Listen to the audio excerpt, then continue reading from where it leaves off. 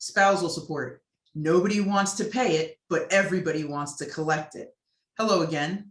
This is Jennifer Marshall, your family law attorney. And as promised, this is my third video in the series on kids and support. Now, spousal support, otherwise known as alimony. What that means is usually a higher paying spouse in a divorce has to give some kind of payment to a lower paying spouse to help maintain what we call the standard of living. And as I mentioned in my previous videos on child support, there's a program to help when calculating child support. But when it comes to spousal support, there is no program. So the court has designed a fun way for us attorneys and through case law to figure this out based on things like factors.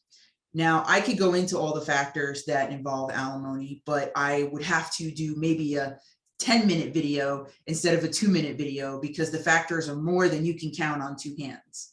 I'll give you some examples. Education, standard of living, health of the parties. Those are just some examples of what factors go into deciding who collects alimony or spousal support and who pays it. Now, the biggest question I get from my clients is, what types of alimony could I possibly get? And again, I could do a whole class on the types of alimony a person can get, but I just want to give you a short list. There's a thing called limited durational alimony, and that's based on a certain number of years. This is usually for people who have marriages that are less than 20 years. 20 years and over marriages are what we call open durational. In the law, we used to call this permanent alimony, and some people still incorrectly use that term, but it's open durational alimony, which means it goes on possibly until the death of the spouse or the remarriage of the spouse.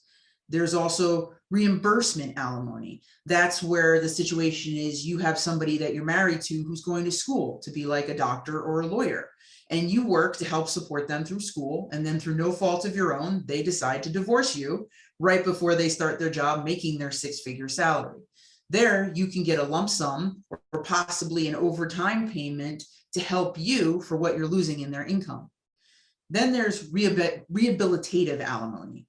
Now, what that is when somebody decides, you know what, I want to better myself after my divorce. I want to go back to school because maybe I didn't get a chance to get a nursing degree, or I didn't get a chance to be certified in my practice area.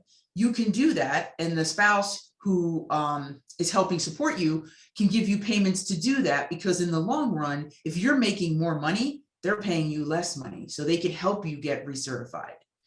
And then probably the most important question I get from clients in divorce is, while my divorce is pending and my spouse is out of the house and I don't make as much as him or her, can I still get alimony while the case is pending? And the answer is yes, there is applications for temporary alimony.